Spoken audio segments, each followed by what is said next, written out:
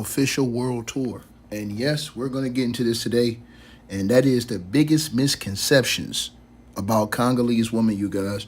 So hopefully you guys are locked into the channel. Like, share, and subscribe as we give you guys a look into all the different cultures of different women worldwide. And hopefully you guys enjoy these videos, very informative videos. If you decide to travel and go to these different places, live, or, habitat, or just visit vacation, you might meet the woman of your dreams. Or, if you decide to go live in these places, this will be a help and a guide on what not to do, and different situations, and what different women look for and like, and maybe it matches what you like and what you're looking for. So Congolese women, who are of course from the DR Congo, are often subject to oversimplified and harmful stereotypes, you guys, so frequently amplified by the media focus on conflict, poverty, and violence in the eastern regions. These misconceptions ignore the diversity, resilience, agency, and contributions of Congolese women across urban, rural, and diaspora contexts. So drawn from cultural analysis, I should say, studies and personal accounts, I'm going to give you guys in this video some of the most significant misconceptions, and I'm going to explain this in a lot of detail for you guys with the realities that counter them, right? Now, these stems from colonial legacies, patriarchal attitudes, and incomplete narratives about the DR Congo's complex social political landscape, okay? So let's get started. So first of all, let's talk about the misconception that Congolese women are perpetual victims without agency, right? So, a common portrayal, especially in international media, depicts Congolese women as helpless victims of systemic violence and poverty, lacking independence or leadership capabilities. Now, this stems from reports emphasizing that the DR Congo, as the world's most dangerous place for women, focusing on rampant sexual violence in conflict zones like Eastern DR Congo, where, our word is used as a weapon of war, affecting women of all ages and leading to social ostracism, right? Health issues and economic hardships. Now, for example, statistics highlight over 50% of women experiencing physical or sexual violence. Now, with high maternal mortality rates, and limited access to education, this narrative often is overlooks broader context, such as how violence is tied to resource conflicts and impunity, and portrays women as passive rather than resilient survivors. Now, the reality is that Congolese women demonstrate remarkable agency as entrepreneurs, community leaders, and activists. They perform 75% of agricultural labor in rural areas, drive local economies through cooperatives, and lead initiatives for peace and reintegration, right?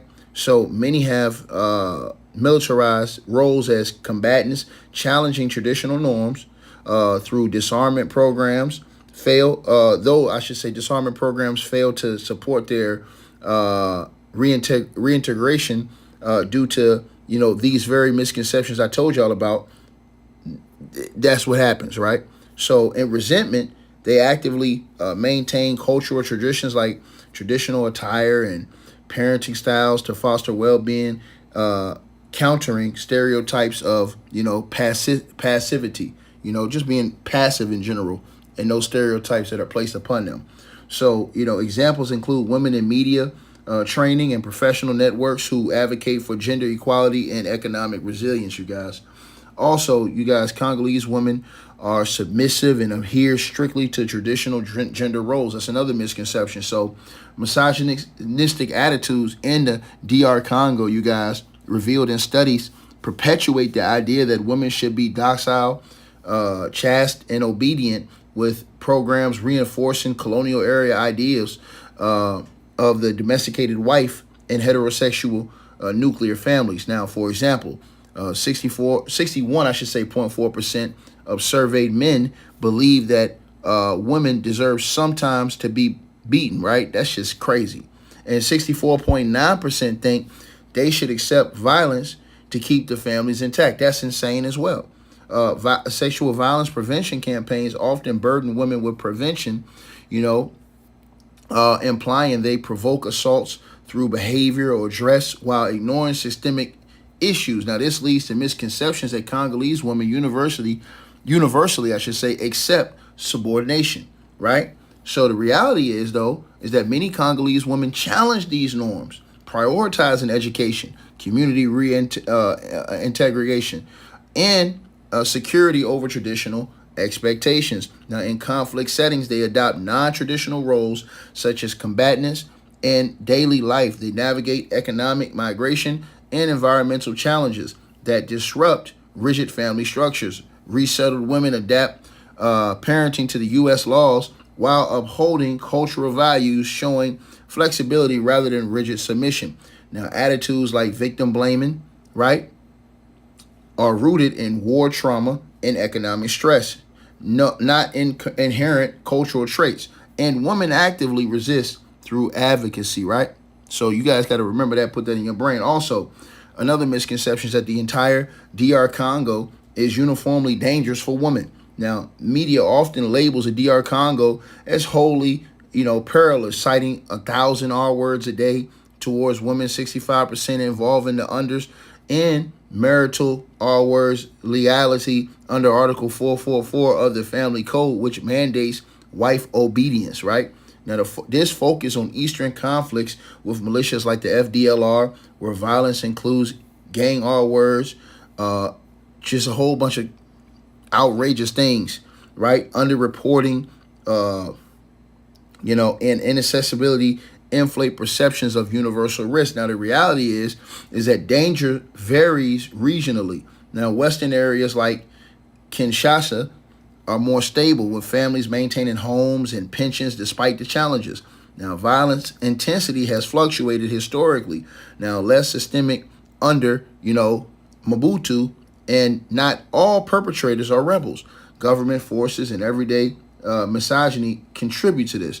Now, women in safer areas engage in business and community leadership, countering the blanket narrative that's out there. Also, the Congolese women, you guys, another misconception, cultural expressions like dance are inherently sexual. See, these things that you see on your screen and stuff like this, we're going to talk about this. So stereotypes sexualize Congolese women's movements, such as waist dances and rumba, right? Viewing them as invitations for mating or linking them to promiscuity, right?